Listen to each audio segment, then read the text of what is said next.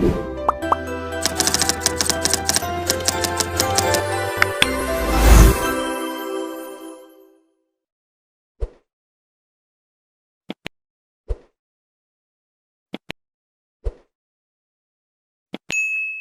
Tapian, saya beruntung berjumpa dengan ini sebenarnya dosen saya, tetapi saya sebut sahabat saya karena kami banyak diskusi. Dia adalah dosen di teologi, Dr. Roster Simanullah.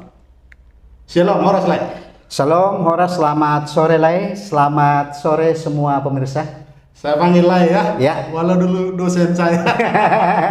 Supaya lebih akrab lah. Iya Lai, saya beruntung ini Lai konsisten sebagai dosen teologi sampai sekarang mengajar sudah puluhan tahun. 27 tahun lebih. 27 tahun ya? Iya. Makin muda kelihatan Lai.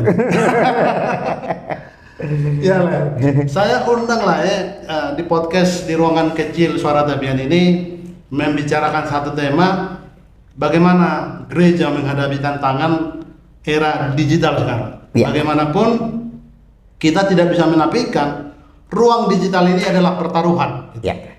Bagaimana gereja siap tidak siap harus berhadapan gitu. Ya. Tolong apa yang di benak Lai kalau kita bicara sekarang, karena memang kebetulan Tuhan izinkan kita mengalami pandemi. Ya. Pandemi ini menunjukkan bahwa digital harus dimanfaatkan. Ya. Baik, jadi kita sedang berada di era informasi teknologi digital yang tentu siapapun tidak bisa menghindar, dan itu akan berhadapan dengan siapapun dan dimanapun, termasuk gereja. Jadi gereja itu sedang berada di dalam tantangan itu. Nah, ini menjadi satu bentuk tantangan tersendiri. Karena bagaimanapun juga gereja hadir di dunia itu sebagai perwujudan Tuhan. Dan gereja hadir sebagai duta Kristus di tengah segala gejolak zaman. Maka kemajuan di bidang teknologi informasi termasuk media sosial tidak luput dari area di mana gereja hadir. Dan gereja harus mampu menunjukkan eksistensinya secara kontekstual sebagai perwujudan atau mitra kerja Allah di dunia ini.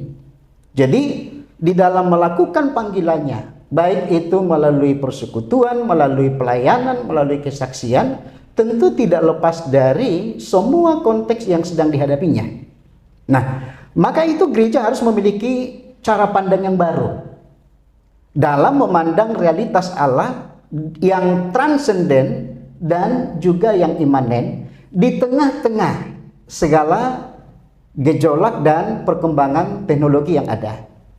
Karena bagaimanapun juga pola yang diterapkan oleh gereja itu tidak boleh ketinggalan dengan zamannya.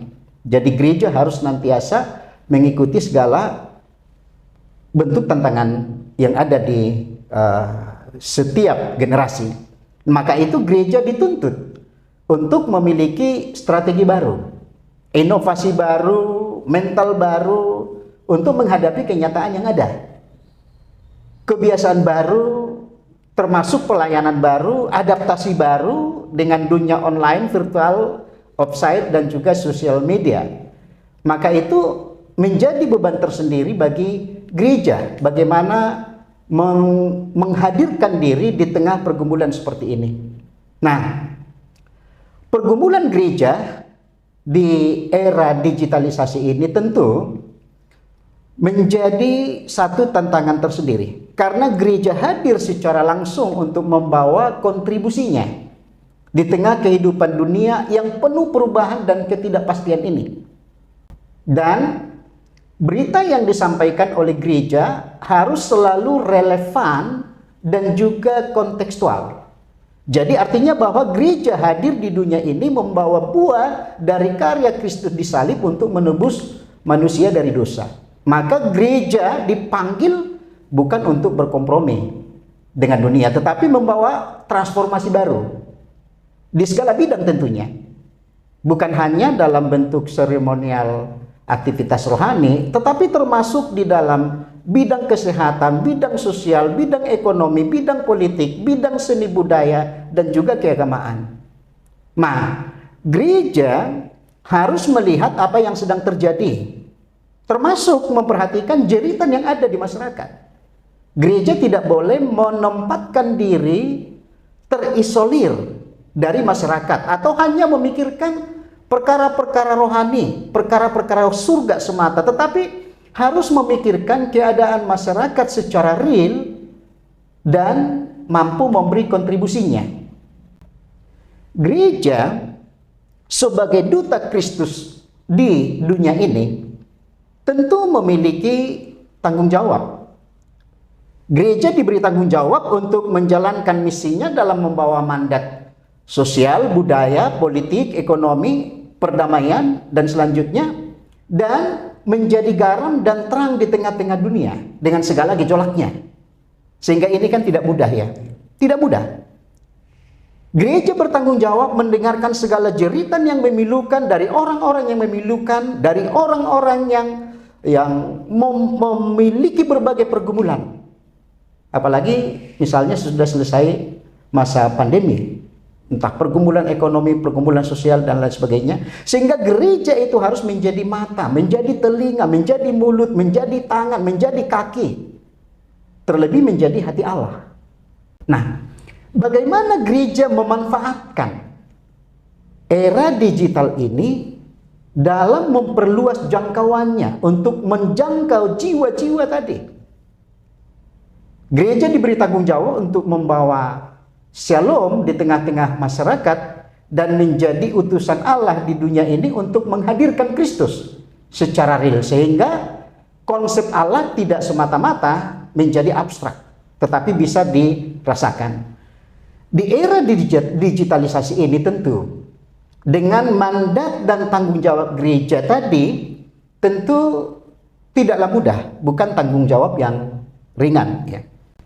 Saya mengamati setidaknya ada 4 tantangan besar yang sedang dihadapi oleh gereja di era digitalisasi ini. Yang pertama adalah menyangkut terjadinya pergeseran nilai. Lalu kemudian percepatan teknologi yang begitu cepat.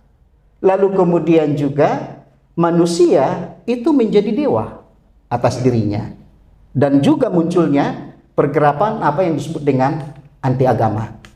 Jadi kalau kita lihat misalnya ya, Gregory Tanweiler, dia mulai dari sejak tahun 2017 sudah membuat 648 satelit, dan mereka masih memiliki impian di mana nanti sejak tahun 2018 sampai 2030 mereka akan membuat 4.000 satelit.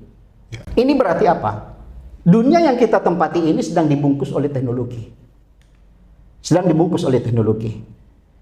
Penduduk Indonesia yang jumlahnya 274,9 juta jiwa ini, di mana sekitar 202,6 juta itu menjadi pengguna internet. Dan dari hasil-hasil temuan yang saya baca di internet, itu 195,5 juta atau sama dengan 96,4%-nya itu mengakses internet melalui ponsel di tangannya, di genggamannya. Jadi dengan demikian saudara, ini menjadi tantangan juga tentunya bagi gereja. Karena ada kalanya pendeta khotbah di mimbar, tapi jemaat sedang asik dengan gadget yang ada di tangannya. Nah, belum lagi Google itu terus mengembangkan inovasi dari virtual reality dari 3 dimensi ke metaverse. Ini sekarang yang sedang juga banyak dibicarakan, di mana metaverse ini menyajikan pengalaman virtualnya layaknya kehidupan nyata. Dan apa dampaknya? Ini kan juga menjadi sebuah tantangan tersendiri bagi iman. Jadi kalau dulu misalnya hukum tentang jangan berzina hanya dimaknai dengan pertemuan langsung. Tetapi dengan semua teknologi ini orang bisa berzina di kamar meski di saat tidur di samping pasangannya. Ya. Ini kan menjadi hal yang baru ya, atau tantangan tersendiri, Ya. begitu. Nah, jadi gereja dengan semua realitas yang ada tentu tidak bisa menghindar dari kenyataan ini. Belum lagi kita melihat dengan perubahan nilai-nilai yang semakin jauh dari generasi. Bayangkan dari hasil riset, kurang lebih katanya sekitar 4-6 jam setiap orang menggunakan gadget yang ada dengannya per hari. Ya. Nah, kalau mau jujur misalnya, berapa jam waktu yang dialokasikan untuk bersekutu dengan Tuhan? Berapa jam alokasi waktu yang digunakan untuk membaca firman Tuhan?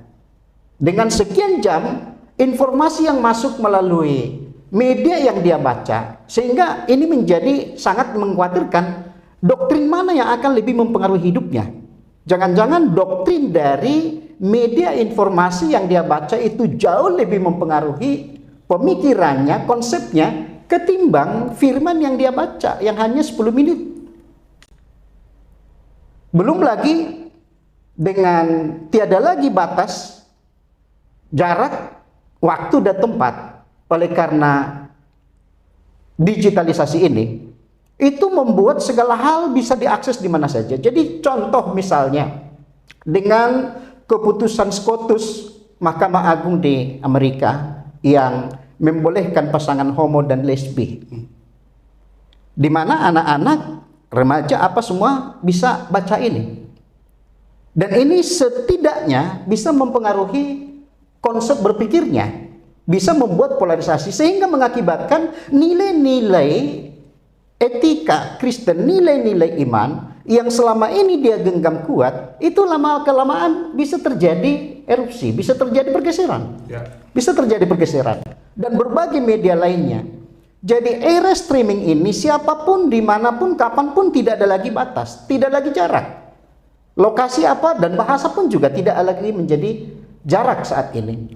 Jadi teknologi itu menjadi jalan tol informasi. Menjadi perenungan dan tantangan bagi gereja. Bagaimana dengan generasi anak muda kita, anak-anak remaja kita? Apakah mereka tetap menjadi murid Kristus atau justru lebih banyak dimuridkan oleh dunia? Dan ini kan terjadi sebuah kekuatan tarik-menarik di situ. Tarik pembukanya, baik, sangat menyentuh. Saya kira tantangan itu tadi saya garis bawahi ada kalimat bahwa gereja menghadapi tantangan orang berpusat pada dirinya. Jadi orang hanya mementingkan dirinya karena dia sudah terpapar, saya sebut ya, terpapar oleh digital ini. Ya. Misalnya dia tidak perlu lagi hadir di gereja. Ya. Dia hanya mencari kesenangan dia, khotbah siapa yang dia senangi. Ya. Dan ini menjadi semacam satu tantangan kembali ya. Orang menjadi berpusat pada diri, tidak teosentrik, berpusat pada Tuhan begitu. Apa kemudian yang harus dilakukan gereja agar gereja juga jangan linglung, bahasa saya ini ya, Iya. menghadapi keadaan ini? Iya. Jadi saya lanjutkan dulu lagi. Revolusi industri 4.0 ini yang merekayasa kehidupan, merubah makna cara berperilaku manusia, di mana misalnya toko dunia maya ada, gereja dunia maya muncul, bahkan cinta dunia maya muncul gitu ya, yang dulu tidak pernah ada. Jadi ini terwujudnya kediktatoran digital atau digital dictatorship. Nah, sifat yang menonjol bisa kita lihat di sini, pada akhirnya bisa membuat manusia itu menjadi idolatri. Sifat yang kita bisa lihat. Artinya apa? Menjurus kepada penyembahan diri sendiri, mengagungkan diri, tujuan pribadi, peranan pribadi, bahkan pujian pribadi dan kehendak diri di situ. Atau menjadi selfism. Jadi berpatokan pada diri, maka itu tidak heran misalnya di gereja orang mau di saat ibadah pun juga jepret dulu, bukan? Lalu kemudian upload di media sosial, atau di saat berdoa, atau di saat nyanyi. Dan ini bahaya. Artinya perlu diwaspadai. Karena bisa berpotensi menjadi selfism. Padahal kita tahu esensi daripada ibadah itu adalah bagaimana dia membangun persekutuan dengan Tuhan. Bagaimana dia mengalami perjumpaan dengan Tuhan. Tapi tantangan ini bisa menggoda. Menggoda membuat orang tergiring menjadi memiliki apa yang disebut dengan spiritual narcis. Ya. Jadi berdoa buat di status, bernyanyi buat di status, lalu promosi diri di situ. Kalau begini yang ada, maka dia hidup untuk dirinya. Hidup untuk dirinya. Nah, munculnya virtual church. Apalagi akibat daripada pandemi tempoh hari. Ya. Memang ini bisa menjadi sebuah alternatif. Ya. Tetapi kan ini juga patut diwaspadai. Dicurigai juga. Ya, jangan sampai nanti menjurus kepada spiritual idolatry tadi, Ya. atau spiritual narcis, sehingga esensi persekutuan, intimasi dengan Allah menjadi hilang. Meski dia sedang sibuk di dalam aktivitas rohani, dia sibuk di dalam seremonial, tetapi semua itu malah mengarah dan menjurus kepada diri pribadi. Jadi semua ini menggeser nilai di dalam diri manusia. Nah, kita tempoh hari dikejutkan dengan misalnya munculnya robot Sophia, Ya. yang pernah diwawancarai. Ya. Itu suatu robot buatan yang mampu berpidato, lalu kemudian sesudah itu diwawancarai oleh wartawan. Ya. Dia bilang, apakah Anda memahami bahwa diri Anda itu robot? Malah dia bertanya balik, bukan? Dia berkata, apakah Anda memahami bahwa diri Anda itu sebagai manusia? Ya. Lalu ditanya lagi, apakah Anda makhluk apakah nantinya Anda dan makhluk buatan lainnya yang sejenis dengan Anda bisa berbahaya dengan manusia? Lalu dijawab apa? Dia bilang, jika Anda berbuat baik dengan kami, atau jika Anda berbuat manis dengan saya, maka kami pun juga akan berbuat baik dengan manusia, karena kami dicipta untuk melayani manusia. Dan terus menerus sekarang robot-robot itu sedang dikembangkan yang nantinya kelak katanya bisa hamil dan melahirkan. Sehingga ini pun juga bisa menjadi tantangan bagi iman Kristen. Ke depan bisa orang memilih lebih baik kawin dengan robot ketimbang kawin dengan manusia. Karena kawin dengan manusia nanti kurang dikasih uang belanja, malah rewel, bukan? Menikah dengan robot bisa disetting sedemikian rupa. Ya. Untuk sesuai dengan maunya dia. Jadi ini sangat menantang menurut saya, dan menjadi tantangan tersendiri dalam etika Kristen juga.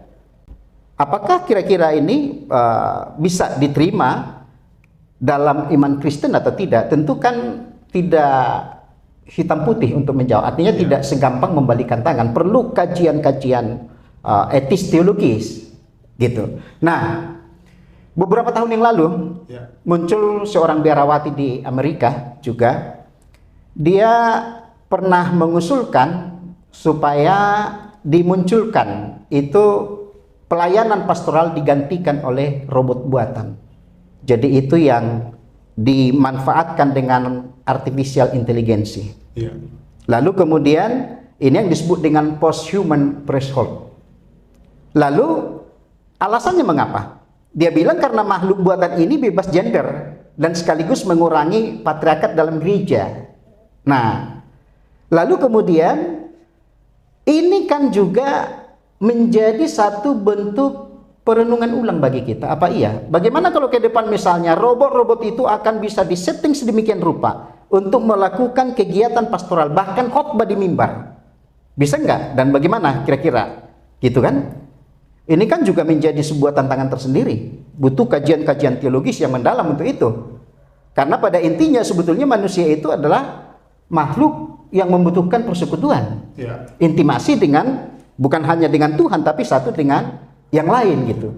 Jadi betapa banyaknya tantangan. Belum lagi misalnya gerakan anti agama yang muncul. Misalnya itu Sam Harris, dia seorang penganut daripada anti agama dari Amerika. Dia katakan bahwa iman itu sudah berakhir. Tidak lagi. Nah, Dia berkata, sekurang-kurangnya, kurang kentalnya semangat beragama adalah hasil langsung dari berkurangnya anggapan serius terhadap Alkitab. Jadi, kenapa kita tidak sekalian menganggapnya sama sekali? Sudahlah, tidak perlu. Dan ini sangat mempengaruhi generasi muda. Sehingga kita lihat ada semacam juga kenaikan presentasi dari yang anti agama di Amerika, sementara kekristenan mulai menurun. Ini dari hasil-hasil riset yang kita baca gitu. Nah, bahkan teknologi itu membuat manusia itu menjadi dewa. Contoh misalnya ya, bagaimana Ray Kurzweil, dia pernah berkata, welcome singularity. Jadi gerakan singularity, dia menyambut baik itu sampai dia berkata bahwa nanti itu gerakan mulai dari tahun 2045 itu di mana bagian intelek dari manusia yang non biologis akan unggul mendominasi. Teringat ada ungkapan tokoh yang sangat terkenal, dia sudah meninggal, almarhum Billy Graham. Ya. Satu ungkapannya terkait dengan apa yang disampaikan tadi, dia ungkapkan begini, kira-kira narasinya begini: kita mampu menciptakan teknologi, tetapi sulit mengendalikan teknologi. Ya. Terkait sekarang. Ya. Disinilah sebetulnya kan teknologi itu alat yang dicipta oleh manusia. Sehingga yang menjadi pengendali utama atas alat haruslah manusia itu sendiri. Artinya jangan sampai teknologi yang mengendalikan manusia, tetapi manusialah yang menjadi pengendali atas teknologi. Jadi itu sebabnya teknologi itu tidak jahat, dia netral. Artinya dia tergantung berada di tangan siapa. Bahkan dia bisa menjadi peluang bagi gereja, tapi juga sekaligus bisa menjadi tantangan. Jadi seperti pisau ya? Seperti pisau, ya, seperti pisau. Apa ya? Ya. Untuk mencelakakan atau untuk memotong-motong bawang di dapur begitu. Iya, tergantung dia berada di tangan siapa, bukan? Gitu. Jadi kembali lagi kepada Larry Page juga, misalnya owner daripada Google. Ya. Dia pernah berkata bahwa pada suatu hari nanti kita akan bisa membuat mesin-mesin yang berpikir, berakal, dan melakukan hal-hal yang jauh lebih baik dari manusia itu sendiri. Nah, jadi ini yang membuat saudara, kalau kita lihat, kalau gereja tidak terus-menerus mewaspadai ini, maka tanpa disadari bisa terjadi semacam sebuah erupsi ya bagi gereja begitu. Karena kita lihat misalnya di Amerika itu terjadi mulai dari tahun 2000 sampai 2014. Terjadi penurunan kekristenan sampai 7,8%. Ya. Tetapi orang yang memilih tidak beragama itu naik menjadi 6,8%. Itu tahun 2000 sampai tahun 2014. Nah, di atas 80% dari penurunan ini di demografi milenial dan post milenial. Artinya lahiran tahun 85 ke atas, ya. Begitu. Sehingga generasi muda seolah merasa gereja tidak lagi begitu menarik. Ya. Kita lihat lagi di Korea. Korea itu sejak tahun 1980 sampai tahun 2000-an itu menjadi pusat dari gerakan dua sedunia. Bahkan di tahun 2010 Korea pernah menjadi pengirim misionaris terbesar ke dunia. Itu sekitar 21.000 gitu. Nah, tetapi apa yang terjadi? Sejak tahun 1910 kekristenan itu begitu bertumbuh pesat di Korea Utara. Di tahun 70-an itu pertumbuhannya mencatat sekitar 18%. Korea Utara, bukan Korea Selatan.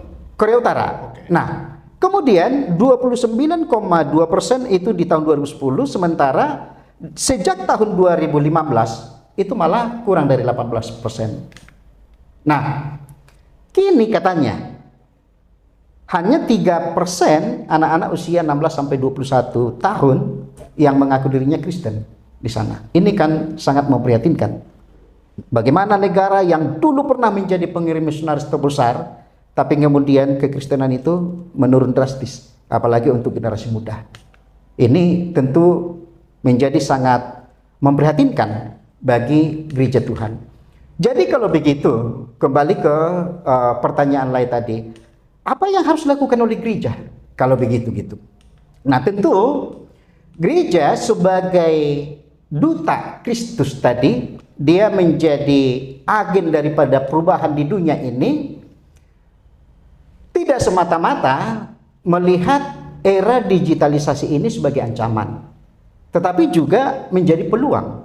Peluang yang bisa dimanfaatkan apa? Melalui teknologi digital, media sosial, maka gereja dapat lebih mudah membangun komunikasi dengan jemaat dalam skala yang lebih luas. Tidak lagi batas jarak, waktu, tempat, dan lokasi. Lalu kemudian, teknologi memungkinkan ikatan komunitas eklesiologis tanpa batas. Jadi jarak, kedekatan fisik tidak lagi selalu menjadi yang utama. Tapi komunikasi masih tetap bisa jalan. Gereja digital dapat memiliki aplikasi khusus di mana jemaat dapat mengakses secara bebas, baik khotbah pendeta apakah yang dibuat dalam bentuk pendalaman Alkitab atau mungkin juga diskusi-diskusi dan isu-isu terkini. Jadi ada manfaat atau peluang yang bisa dimanfaatkan oleh gereja. Tetapi sesudah itu apa? Hal yang tidak boleh diabaikan oleh gereja, di mana iman harus selalu diperkuat dan memiliki pendirian moral secara konsisten. Tentu ini yang menjadi pegangan utama. Yang kedua adalah tidak kehilangan orientasi hidup. Jadi dapat membedakan antara apa yang hakiki dan apa yang boleh saja berubah. Dengan demikian, tetap sanggup untuk mengambil sikap yang dapat dipertanggungjawabkan.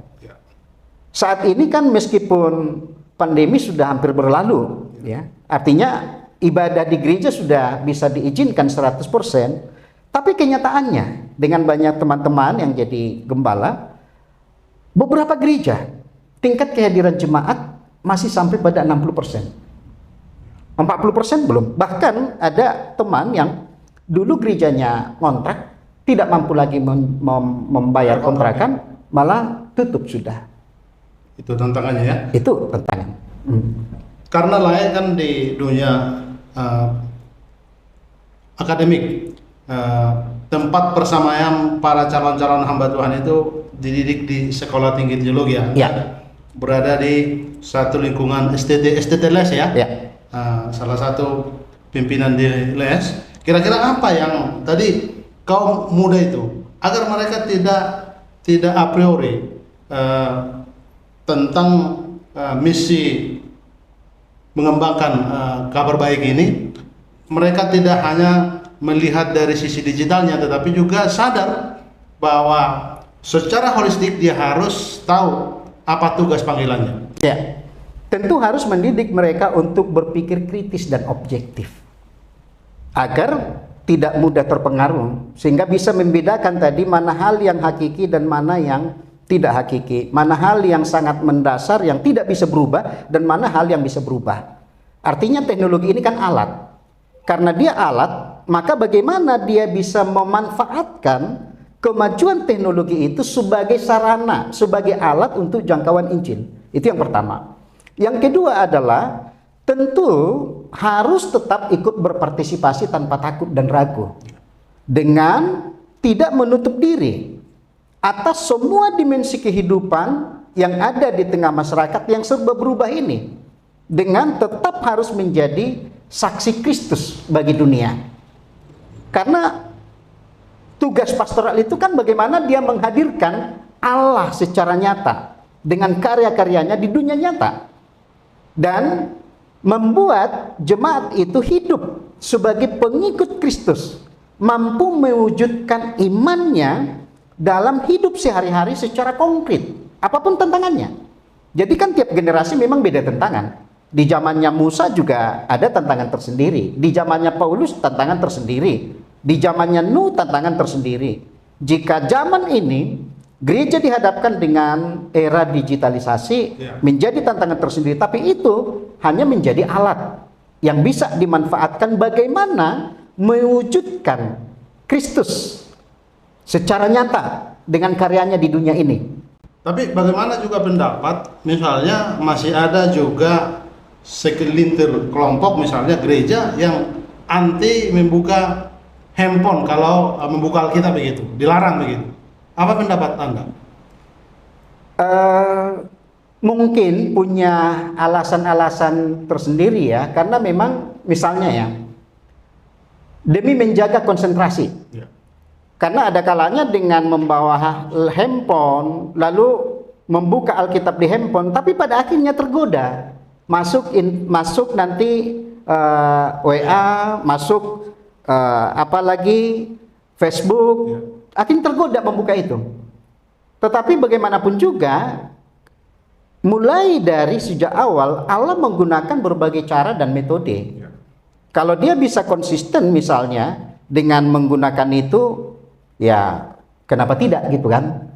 Artinya pendeta pun bisa pakai laptop, bisa pakai apa untuk khotbah gitu. Tapi yang dijaga kan godaannya itu. Jangan sampai mengalihkan konsentrasi. Kita tidak menafikan kemajuan teknologi informasi saat ini.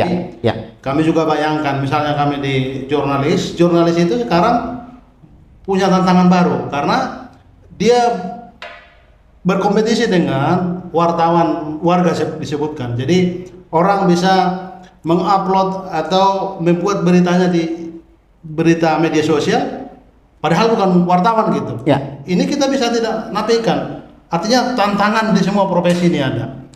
Pertanyaannya kemudian sebenarnya bagaimana kita menangkap atau memenangkan ruang pertarungan ini, ruang digital virtual ini?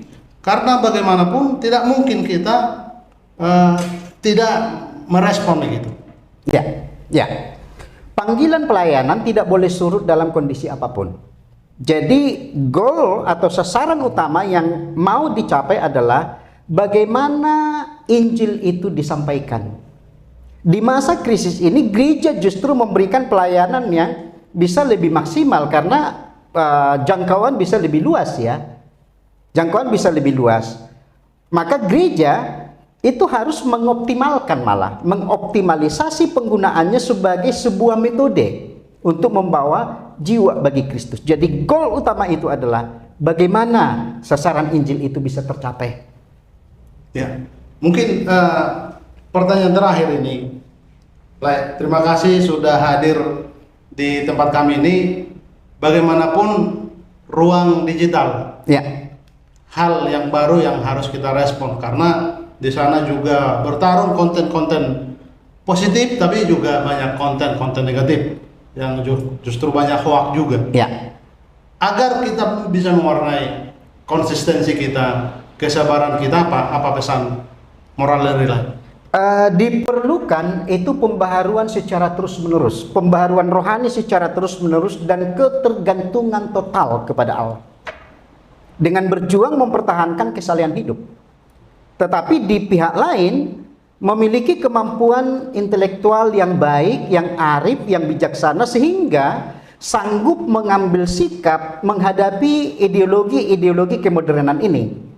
Sehingga tidak mudah terpengaruh dengan atau berkompromi dengan segala tantangan yang ada, tetapi justru mampu memberi fungsi sebagai terang dan garam dunia di tengah-tengah tantangan yang ada. Oke, terima kasih. Baik, Dr. Roster Simanulang. Kami punya tradisi sekarang Suara Tapian karena kami berpodcast juga bagian dari penerbit kami Jala Permata Aksara. Kami akan memberikan narasumber tiap podcast buku yang kami terbitkan. Ini akan saya berikan, kita bisa berdiri, buku dari Pendeta Banner Siburian, dulu mantan Pareses HKBP, sekarang Pendeta HKBP Rawamangun, tentang pengalaman dia 25 tahun. Diserahkan bukunya. baik. Terima kasih. Terima kasih banyak untuk penerbit Jala Permata Aksara. Jala Permata Aksara. Saat ini saya sedang menerima buku dengan judul Tuhan Menyertai dan Melindungi. Penulis dari Bapak Pendeta Banner Siburian, MPH. Terima kasih.